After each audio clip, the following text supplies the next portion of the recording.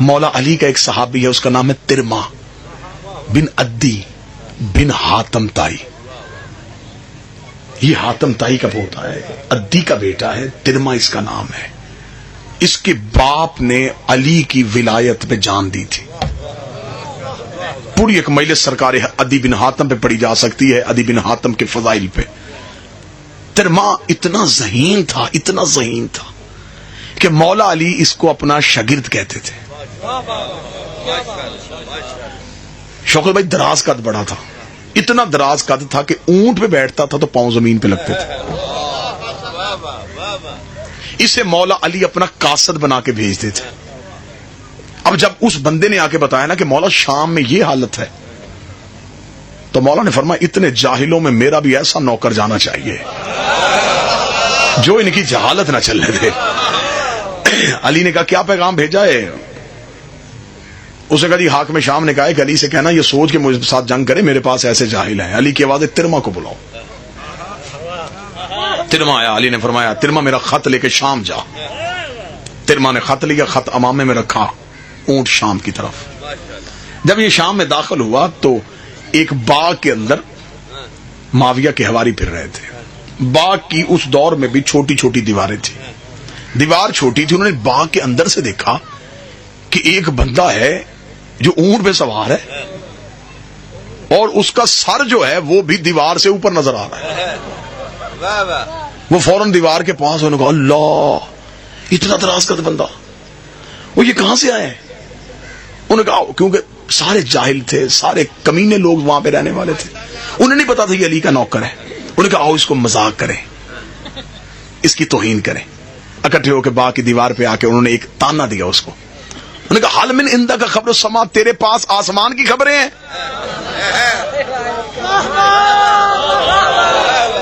دراز کا جو تھا نا، انہوں نے کہا تو آسمان سے خبریں لاتا ہے؟ جواب سننا علی کے نوکر کا. علی نے بھی بندہ چن کے بھیجا تھا. انہوں نے کہا تیرے پاس آسمان کی خبریں ہیں؟ تیرے ماں نے دیکھا ہاں میرے پاس آسمان کی خبریں ہیں. آسمان پہ قہر ہے، نام اس کا علی ہے، تم پہ برسنے کے لیے تیار ہے.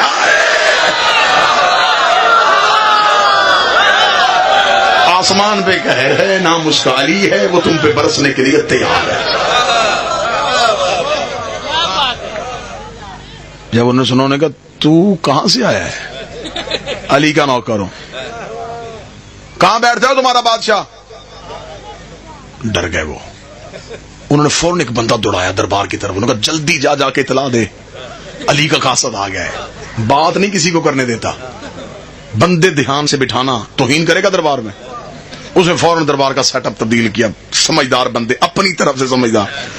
اس نے بٹھائے اور بٹھا کے تخت پہ بیٹھ گیا کہ جلدی جلدی وہ علی کا کوئی نوکر آ رہا ہے. وہ کہتے بڑا ذہین ہے اور بڑا تیز تراز ہے، وہ کسی کو بات بھی نہیں کرنے دیتا. وہ آنے لگا. جو ہی ترما دربار کے پہنچا تو اونٹ پہ، اونٹ سمیت ہی دربار میں. ہسٹری پڑھ رہا ہوں آپ کے سامنے.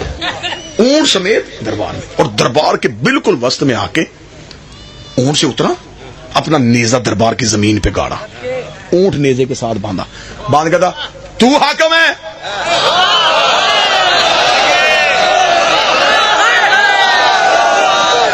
تو ہے شام کا حاکم.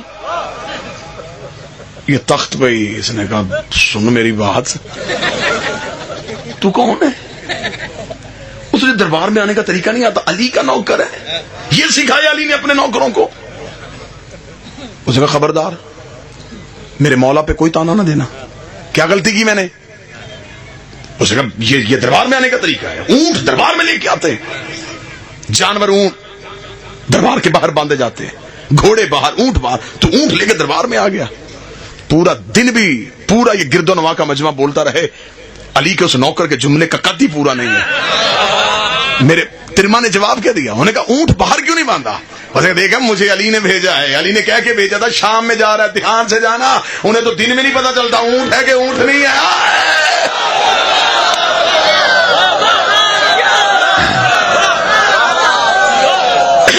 دھیان سے جانا، مجھے علی نے کہہ کے بھیجا تھا شام میں جا رہا ہے، چوروں کا علاقہ ہے. یہ چراتے اونٹ ہے، قسم اونٹنی پہ دے دیتے ہیں. اب بتا. اس نے دیکھا کہ چل دربار میں آ ہی گیا تو دوسری توہین یہ کی ہے، تو نے مجھے سلام ہی نہیں کیا. کہتا کیا کہہ کے سلام کرتا؟ اسے کہا تو امیر المومنین کہہ کے سلام کر. مسکراتا مومن میں ہوں تو میرا امیر ہے ہی نہیں. مومن میں ہوں تو میرا امیر ہی نہیں, میں تجھے سلام کیوں کروں؟ تو کوئی سلام کے قابل ہے؟ سپاہیوں نے اسے کہا اسے بحث نہ کر, کام پوچھ, اسے بھیج. اسے کہا ہاں میری بات سن, کس کام آیا ہے؟ اسے کہا خط ہے علی کا. اسے کہا دے دے خط. اس نے کہا بسم اللہ الرحمن الرحیم. امام میں سے خط نکالا, چوما آنکھوں سے لگا. جو قریب بیٹھے تھے ان میں سے پیچھے سے ایک نے کہہ مارا. تو میں نے کہا تو کیوں ہنسا ہے؟ اس نے کہا تجھے سفیری کا طریقہ نہیں آتا, پہلی بار کہیں قاصد آیا ہے, خط یہاں رکھتے ہیں. اس نے کہا کہاں رکھتے ہیں؟ اس نے کہا خط تھیلے میں ہوتا ہے, خط جیب میں ہوتا ہے. امامہ خط رکھنے کے لیے ہے. مسکرا کر اس جیسوں کے خط تھیلے میں رکھتے ہیں, یہ علی کا خط ہے.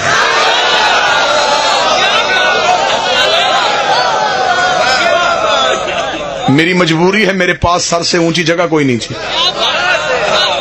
کاش میرے پاس کوئی سر سے اونچی جگہ ہوتی تو میں علی کا خط عرش پہ رکھتا. اس نے سپاہی سے کہا, اس نے کہا نہ اسے چھیڑو, اسے خط پکڑو. خط پکڑا, اس نے خط پڑھا. خط پڑھنے کے بعد اس نے کہا تو جا. حاکم شام نے کہا میں جواب بھیج دوں گا. اس کا نہیں نہیں نہیں, کیوں, میں خط جواب لے کے جاؤں گا. جواب لکھ. اسے کہا تو اسے کہا فوراً جواب لکھ. اس نے جواب لکھا, جواب لکھے حوالے کیا, چل چل پکڑیے جواب علی کو دے دینا.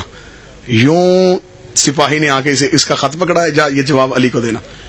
اس نے خط کھولنا شروع کیا, دربار میں کھڑا خط پڑھ رہا ہے. آگ میں شام دیکھا تھا, تجھے سفارت کا طریقہ نہیں آتا, خط میں نے علی کے نام لکھا ہے, تو کیوں پڑھ رہا ہے؟ دیکھنے کا اچھا تو خط کا جواب لکھے, میں علی کے پاس لے کے جاؤں, علی جواب لکھے, میں تیرے پاس لے کے آؤں, تو پھر جواب لکھے, میں پھر علی کے. اتنا وقت ہمارے پاس نہیں ہوتا, میں تجھے ابھی جواب دے کے جاتا ہوں.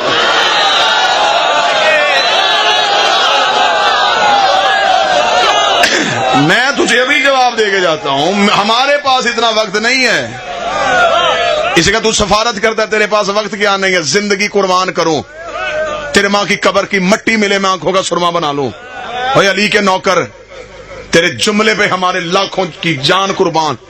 تیرے ماں دیکھ کے کہتا ہے کہ میں صرف سفارت کرتا رہوں, تجھے نہیں پتا میں علی کی زیارت کرتا ہوں.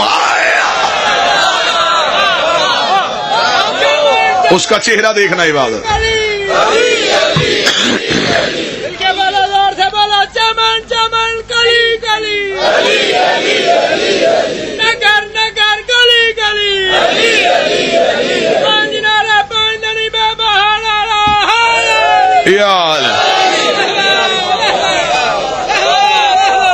بس آخری جملہ پڑھو. اس نے یوں خط کھولا تو خط میں حاکم شام نے کیا لکھا تھا, بڑی سب جملہ سنیں. خط میں حاکم شام نے کیا لکھا؟ خط میں حاکم شام نے لکھا تھا, اے علی میرے ساتھ یہ سوچ کے جنگ کرنے کے لیے آنا, میری فوج کی تعداد رائی کے دانوں کے برابر ہے. اس نے یہ جملہ لکھا تھا, تاریخ کہتی ہے